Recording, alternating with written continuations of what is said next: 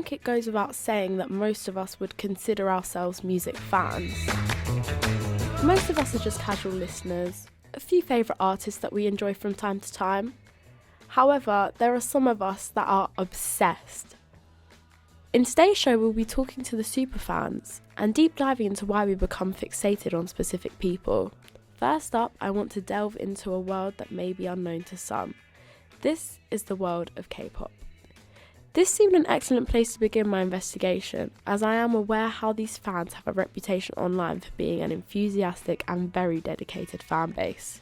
To find out more, I interviewed Fiona and Victoria, two K-pop fans. I'll leave it up to them to explain a little bit more about what it is.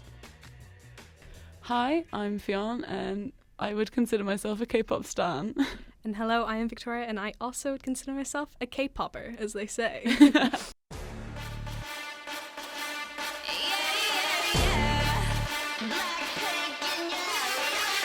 K-pop is Korean pop music, so it's essentially just pop music sung in Korean. So obviously, like, K-pop is a really big thing now, but you're in the UK and you're listening to it. It's got a lot to do with the internet, the reason that you can find and discover this music. Is there a big online fan culture with K-pop? Like, maybe could you go in and explain a bit about that?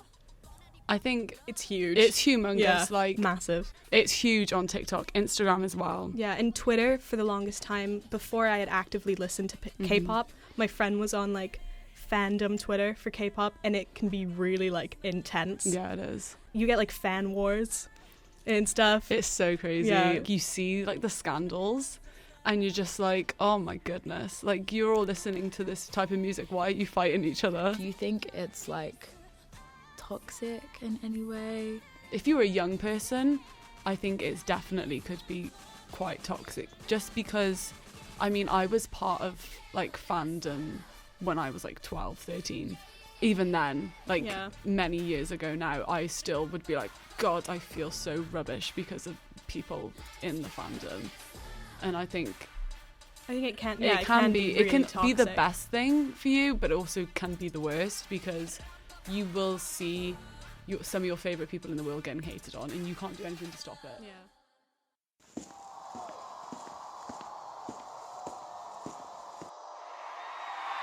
I'm Zandi, and I am the biggest Sam Smith fan in the whole world, literally.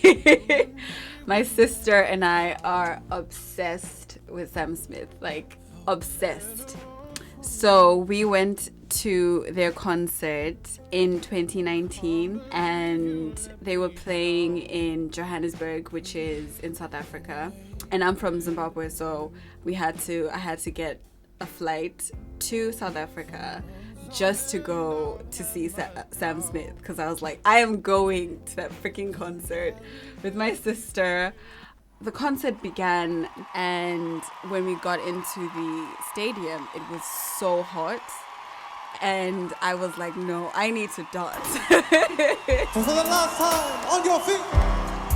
Sing with me. Maybe 20 minutes into the concert, I was like, nah, this bra is coming off, baby. The vibes were vibing, the music was pumping, the energy, everything, and I was like, this bra's coming off.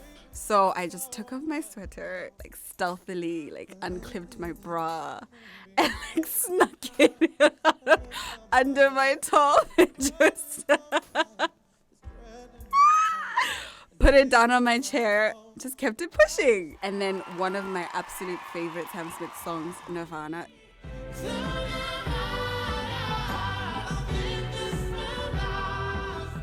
That song started playing and I was like, no ways! Jumped on my seat.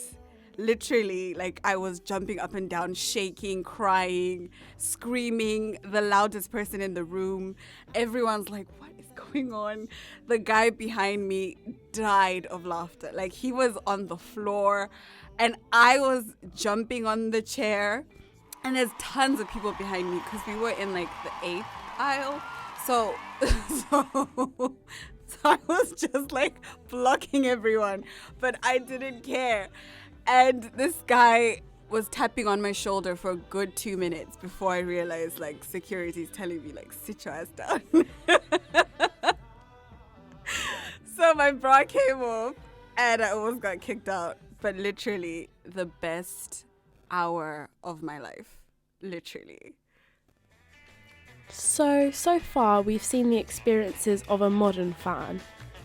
But these left me with so many questions. What was it like to be a super fan in the past? I interviewed the wonderful Susie to help explain it to me. Definitely as a teenager had a big crush on Paul McCartney. Well, it was the music that was fantastic, and it was purely a question of my age. I think it was just that he was so skilled. He was beautiful. He was a lovely young man. He wrote beautiful songs. He sang beautiful songs. He was sexy. I preferred him to the other Beatles because I saw him as the slight outsider. I went to some Beatles concerts, which were wonderful. I bought all the Beatles records. I had posters on my bedroom walls and that sort of thing. And whenever it would be on the radio or television, I would watch and listen. In my day, if you were attracted to somebody, you actually had to seek out things about them and buy them with your pocket money in those days. Being a relationship counsellor and an all-round life guru, Susie gave me a fascinating insight into why we become so obsessed. They are mainly to do with teenagers wanting to make some sort of sense of their sexual interest.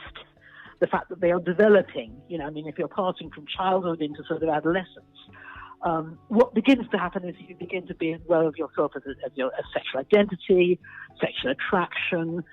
And the point about having a crush is it's a very safe way to do it because it's not somebody you're actually going to interact with. It's a hands-off sort of thing so that you can go through the process of having very strong sexual feelings about someone, very strong sexual thoughts about someone.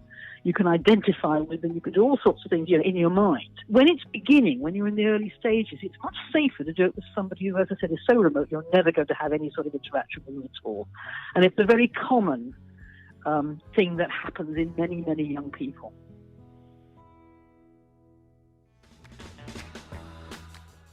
So what have we learned? We have learned that being a music fan takes a lot of hard work and dedication, and that despite things like social media bringing us closer than ever to artists we love, not much has really changed. People will continue to be obsessed with their favourite musicians in the same way for a long time to come.